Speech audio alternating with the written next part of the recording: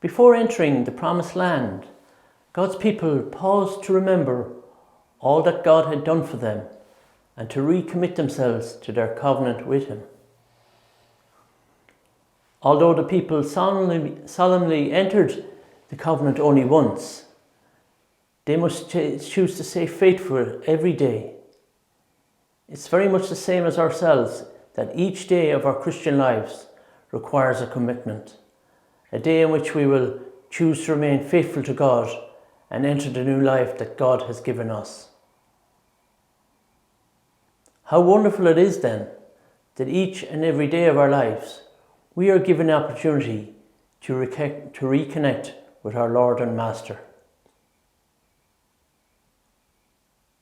In our Gospel from St. Luke, Christ tells his disciples that he is to suffer grievously. The cross of Christ entails suffering, that's for sure. But first, we must see it as an emblem of victory. Whenever we accept Jesus' daily invitation to take up his cross and follow him, we are participating in this victory.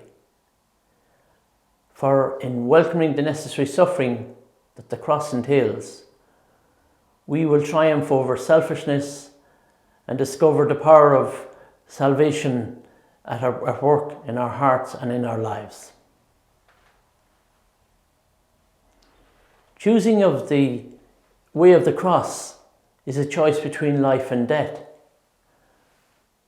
By following the way of the cross, we choose to live our lives in the light of Christ rather than in the darkness of selfishness. By choosing this journey, we ultimately will share in the resurrection of our Lord Jesus Christ. And we ask him to help us follow his way today.